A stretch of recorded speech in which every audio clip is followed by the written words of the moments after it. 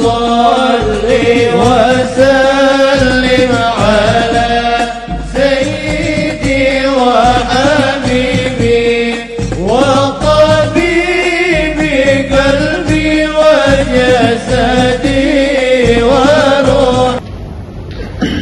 الحمد لله رب العالمين حمدا شاكرين حمدا ناعما حمدا يوافي نعمه ويكافئ مزيده. يا ربنا لك الحمد كما ينبغي للجلال وجهك الكريم لعظيم سلطانك.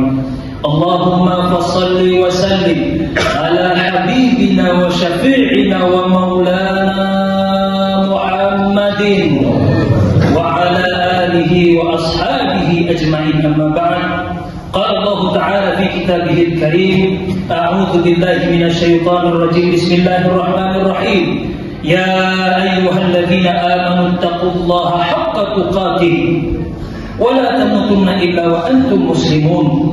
وقال أيضا: إن أحسنتم أحسنتم لأنفسكم وإن أسأتم فلها. أما بعد، فيا أيها الحاضرون معاشر المسلمين sidang Jumat rahimakumullah. Alhamdulillah, marilah sama-sama kita panjatkan puji dan rasa syukur kita kepada Allah Subhanahu wa taala sembari memperbanyak mengucapkan alhamdulillah atas segala karunia dan nikmat yang Allah berikan kepada kita hingga saat ini, hingga detik ini. Semoga semua nikmat yang Allah berikan kepada kita bisa menjadi wasilah untuk senantiasa berbuat baik, beramal soleh. Salawat serta salam tak lupa pula kita kirimkan kepada baginda tercinta Sayyidina Muhammad sallallahu alaihi wasallam, yang dimana kata Nabi sallallahu alaihi wasallam di dalam hadisnya, "Aulan nasi bi syafaati yaumal qiyamah aktsaruhum alayya salatan." Janji Nabi kepada mereka yang senantiasa memperbanyak sholawat kepada beliau, orang yang paling berhak mendapatkan syafaat dan pertolonganku di akhirat kelak adalah mereka yang memperbanyak sholawat kepadaku. Semoga sholawat yang kita kirimkan kepada beliau bisa tersampaikan, dan kita berharap semoga beliau berkenan untuk membalas sholawat kita semuanya dengan syafaatnya. Ma'asyiral muslimin sidang Jumat rahimakumullah. Seperti biasa, di atas mimbar khatib senantiasa berwasiat kepada diri pribadi dan juga kepada hadirin sekalian untuk senantiasa meningkatkan ketakwaan kepada Allah.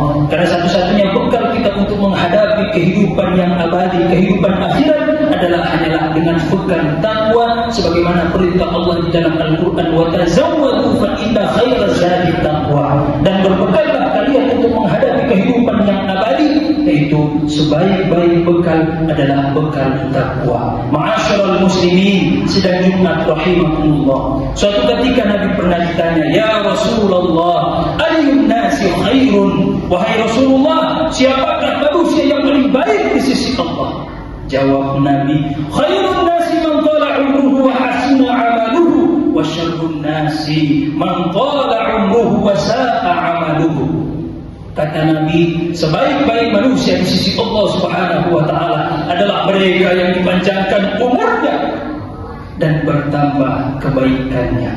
Dan seburuk-buruk manusia, kata Nabi, adalah mereka yang dipanjangkan umurnya namun semakin buruk perbuatannya. Hadis riwayat Tirmidzi. Ada beberapa pelajaran dan ibrah yang bisa kita petik dari hadis di atas, dan mungkin bisa kita jadikan sebagai resolusi untuk mengawali tahun baru ini. Semoga kita menjadi pribadi yang lebih baik. Ma'asyiral muslimin sidang Jumat rahimakumullah.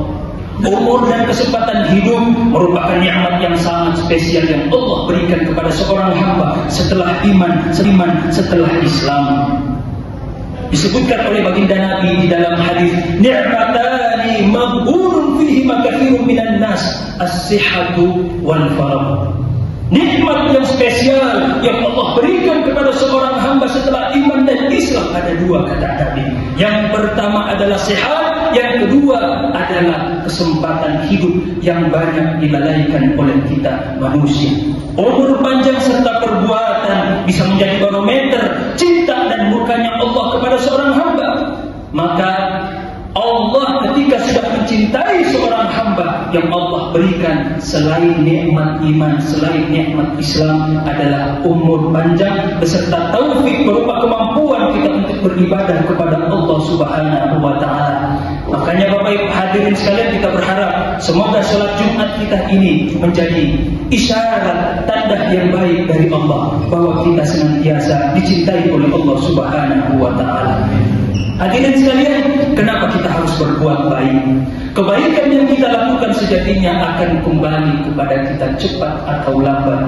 Sebagaimana ayat yang dibawakan oleh khatib di atas tadi, in ahsantum ahsantum li anfusikum wa in asa'tum falaha. Kata Allah di dalam Al-Quran, jika kalian berbuat baik, maka sejatinya kalian berbuat baik untuk diri kalian sendiri. Pun sebaliknya, siapa yang berbuat buruk, maka keburukan itu untuk dirinya. Pesan orangnya apa hadirin sekalian? Bahwa setiap amal soleh dan kebaikan yang kita kerjakan, selain diganjar pahala oleh Allah, juga akan dibalas oleh Allah dengan kebaikan yang sama, bahkan lebih dari kebaikan kita. Sebagaimana janji Allah kepada mereka yang senantiasa beramal soleh, sebagaimana janji Allah kepada mereka yang senantiasa berbuat baik, dan Allah tidak pernah mengingkari janjinya. Di dalam Al-Quran Allah Subhanahu wa Ta'ala berfirman, man 'amila salihan min dzakarin aw untha wa huwa mu'min falanuhyiyannahu hayatan thayyibah wa lanajziyannahum ajrahum bi ahsani ma kanu ya'malun. Ada 3 janji Allah kepada mereka yang senantiasa beramal soleh, berbuat baik. Kata Allah di dalam ayat tersebut, siapa yang beramal soleh, baik dari kalangan laki-laki maupun dari kalangan perempuan, dan dia beriman kepada Allah, maka Allah akan berikan hayatan thayyibah, kehidupan yang abadi, kehidupan yang bahagia, baik di dunia maupun di akhirat, dan juga Allah akan membalas kebaikannya dengan ganjaran yang lebih baik. Jadi Allah kepada mereka yang berbuat baik dan beramal soleh, yang bisa kita ambil hikmahnya dari ayat di atas. Yang pertama, Allah berikan kehidupan yang bahagia. Makanya hadirin sekalian, orang yang baik, orang yang senantiasa beramal soleh, hidupnya dipenuhi dengan keberkahan. Allah berikan dia kehidupan yang bahagia, hidupnya tenang, hidupnya bahagia, tenang pikiran, tenang batinnya. Dan ini selaras dengan pernyataan Syekh Imam Al-Ghazali di dalam kitab Ihya Ulumuddin. Beliau mengatakan bahwa erat kaitannya antara bahagia dan juga amal soleh. Apa kata beliau? Man talaba as-sa'adata al-haqiqiyyah falyahris 'ala fi'lil khair, wal khairu alladhi yuf'alu bi ikhlasin yu'addihi ila sa'adatin la tuqaddar. Kata Imam Al-Ghazali menjelaskan kaitan antara bahagia dan amal soleh. Kata beliau, siapa yang ingin bersungguh-sungguh merasakan kebahagiaan yang hakiki, maka hendaknya falyahris, dia bersungguh-sungguh dalam berbuat kebaikan, dalam beramal soleh. Dan amal soleh semakin dikerjakan ikhlas karena Allah, maka Allah akan balas dengan kebahagiaan yang hakiki. Ma'asyiral muslimin sidang Jumat rahimakumullah. Ibrah yang kedua, pelajaran yang kedua yang bisa kita petik dari hadis sebaik-baik manusia di sisi Allah adalah peringatan bagi mereka yang menyanyiakan umur dan kesempatan hidup. Sebagaimana umur panjang bisa menghantarkan seseorang kepada kebahagiaan yang hakiki, pun sebaliknya umur panjang juga terkadang bisa menjadi sumber malapetaka bagi seseorang. Kapan? Ketika dia menyanyiakan umurnya, bahkan ketika dia menghabiskan umurnya dalam rangka bermaksiat kepada Allah Subhanahu wa Ta'ala. Inilah sumber malapetaka, inilah sumber kesengsaraan. Maka dari itu hadirin sekalian, khatib mengajak kepada diri pribadi dan kepada hadirin sekalian, mari kita sama-sama memanfaatkan kesempatan hidup yang Allah berikan kepada kita, terkhusus di tahun 2025 ini, dengan bertekad, berazam untuk sungguh-sungguh beramal soleh dan berbuat baik. Berbicara tentang amal soleh hadirin sekalian, para ulama kita menjelaskan urutan yang benar dalam berbuat baik, dalam beramal soleh. Sebab di dalam Islam, kebaikan itu harus berorientasi hablum minallah dan hablum minannas. Dalam artian, orang belum dikatakan baik kalau dia hanya baik kepada sesama namun durhaka kepada Sang Pencipta. Pun sebaliknya, seseorang belum dikatakan saleh kalau dia hanya baik kepada manusia, kalau dia hanya baik kepada Allah namun jahat kepada sesama manusia. Maka dari itu para ulama kita menyebutkan urutan yang benar dalam berbuat baik, bahwa dalam kebaikan dalam beramal soleh harus terpenuhi dua unsur. Unsur hablum minallah dan unsur hablum minan nas. Maka hadirin sekalian, urutan yang benar dalam berbuat baik sebelum kita berbuat baik kepada manusia, jangan lupa kita untuk berbuat baik kepada Sang Pencipta, Tuhan yang Maha Rahman, yang Maha Rahim, yang senantiasa memberikan kita nikmat.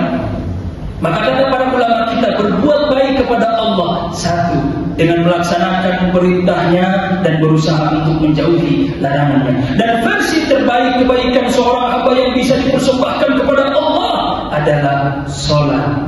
Karena sholat ibadah yang paling dicintai oleh Allah. Sebagaimana yang Allah tegaskan di dalam Al-Quran, wa aqimis sholata li dzikri, dan tunaikanlah sholat untuk mengingatku.